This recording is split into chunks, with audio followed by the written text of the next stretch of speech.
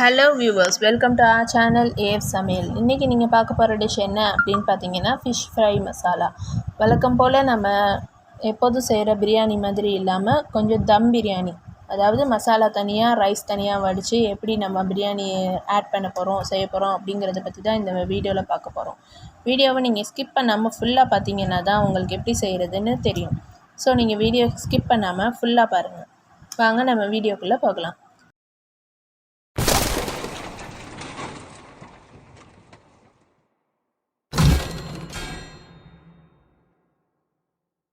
First நான் ரைஸை தனியாக வடிச்சுக்கிறேன். அதுக்கு வந்துட்டு தண்ணி கொதிக்க வச்சுருக்கேன். ரைஸ் 1.5 கிலோ அரிசி எடுத்திருக்கேன். தண்ணியில் வந்துட்டு பட்டை, கிராம்பு, ஏலக்காய், புதினா இதெல்லாம் ஏற்கனவே நான் போட்டு வச்சுட்டேன். பிரியாணிங்கிறதுனால ரைஸில் கொஞ்சம் ஸ்மெல் இருக்கிறதுக்காக போட்டிருக்கேன். இப்போ பாருங்கள், தண்ணி கொதித்ததும் ரைஸ் போட்டு ரைஸுக்கு தேவையான அளவு உப்பை ஆட் பண்ணிவிட்டு நம்ம இதை தனியாக வடித்து எடுத்துக்கலாம். இங்கே பாருங்கள், ரைஸ் இந்த மாதிரி உதிரி உதிரியாக இருந்தால் தான் நல்லாயிருக்கும். ஸோ இந்த மாதிரி உதிரி உதிரியாக வடித்து எடுத்துக்கோங்க, அப்போ தான் நல்லாயிருக்கும். இப்போ நம்ம பிரியாணிக்கு தேவையான மசாலா பார்க்கலாம் வாங்க.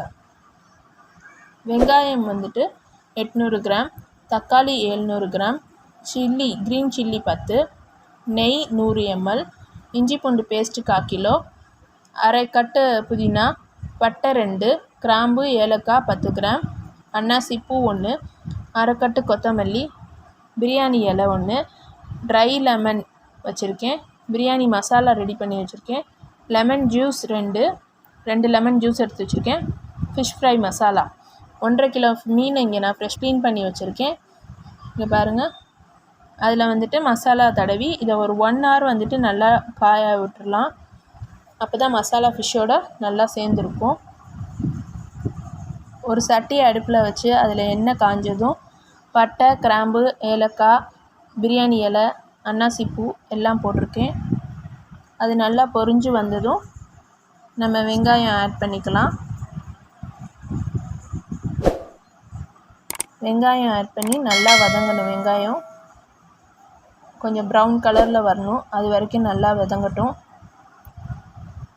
இந்த சைடில் வந்துட்டு இது வதங்குற டைமில் நம்ம சைடில் ஒரு கடாய் வச்சு அதில் எண்ணெய் காஞ்சதும் வெங்காயம் தனியாக நம்ம ஃப்ரை பண்ணி வச்சுக்கலாம்.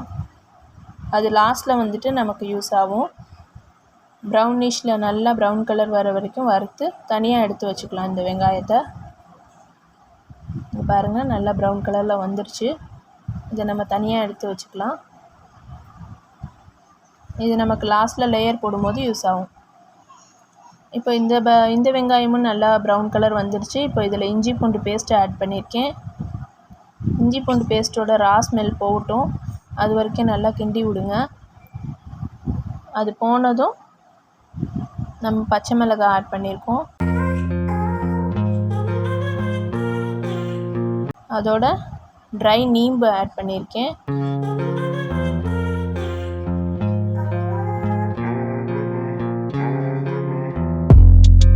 இப்போ தக்காளி ஆட் பண்ணியிருக்கேன்.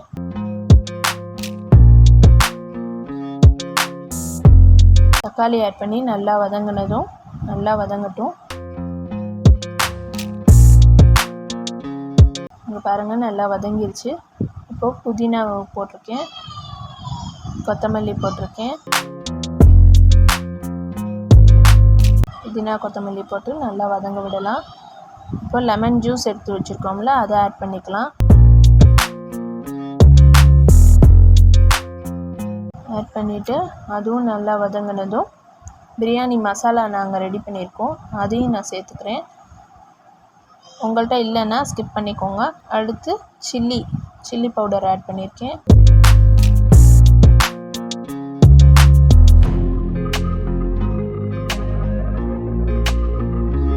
இதோட இந்த மசாலாவுக்கு தேவையான உப்பு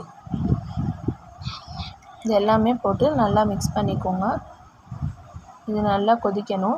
இந்த டைமில் இங்கே பாருங்கள், 1 hour ஆகிடுச்சு. ஃபிஷ்ஷு நல்லா இருக்குது, மசாலாவோட நல்லா மிங்கிள் ஆகிடுது. இதை நம்ம ஆயிலில் போட்டு ஃப்ரை பண்ணி எடுத்துக்கலாம்.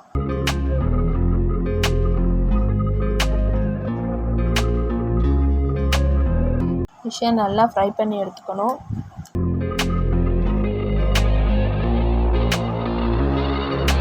இப்போ இந்த மசாலா ரெடி ஆகிடுது. இதில் வந்துட்டு நம்ம ஃப்ரை பண்ணோம்ல ஃபிஷ்ஷு, அதில் ஒரு 2-3 ஃபிஷ்ஷை எடுத்து நம்ம முள் எடுத்து தனியாக வச்சுருக்கோம். அதை இதோட ஆட் பண்ணிக்கலாம். எதுக்கு அப்படின்னு கேட்டிங்கன்னா, அந்த ஃபிஷ்ஷோட ஃப்ளேவர் இறங்குறதுக்காக நம்ம முள் எடுத்து வச்சுருக்கிற ஃபிஷ்ஷை நம்ம இதோட ஆட் பண்ணிக்கிறோம். அப்போ தான் வந்துட்டு நமக்கு அந்த பிரியாணியில் ஃபிஷ்ஷோட ஃப்ளேவர் கிடைக்கும்.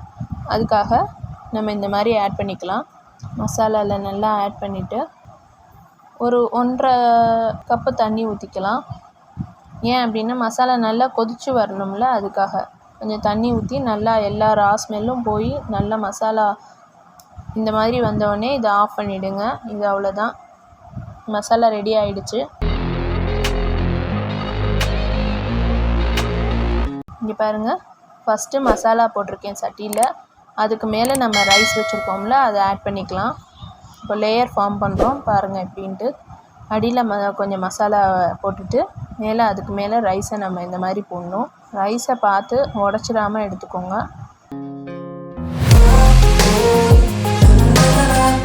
இந்த மாதிரி எல்லா பக்கமும் ரைஸை ஸ்ப்ரெட் பண்ணி விடுங்க.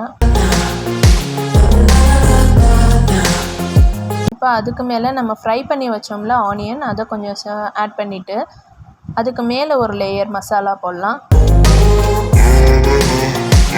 போட்டுட்டு திரும்பவும் அதே மாதிரி ரைஸை போட்டு ஃபுல்லாக பேக் பண்ணுங்கள்.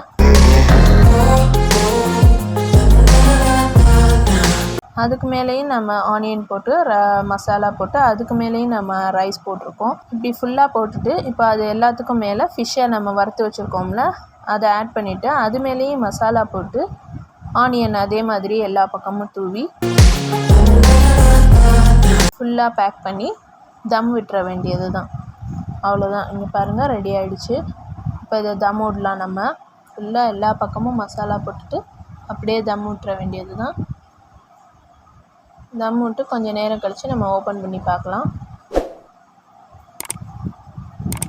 இப்போ சாப்பாடு தம் ஆகிருக்கும். வாங்க நம்ம ஓப்பன் பண்ணி பார்க்கலாம்.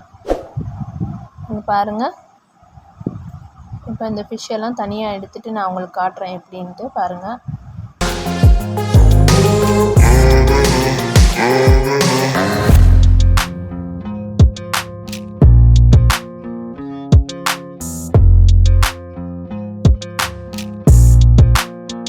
இந்த ரைஸை வந்துட்டு ஒரு ஓரமாக கிண்டி விடுங்க.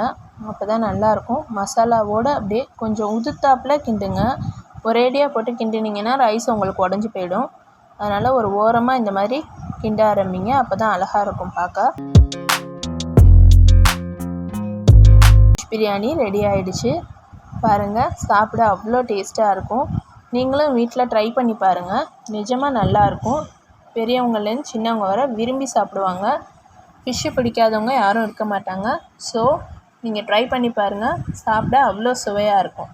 எங்கள் சேனல் உங்களுக்கு பிடிச்சிருந்ததுன்னா லைக் பண்ணுங்கள், ஷேர் பண்ணுங்கள், கமெண்ட் பண்ணுங்கள். கூடவே இருக்கிற பெல் ஐக்கானையும் கிளிக் பண்ணி வச்சுக்கோங்க. அப்போ தான் நாங்கள் போடுற அடுத்தடுத்த வீடியோஸ் எல்லாமே உங்களுக்கு வந்து சேரும்.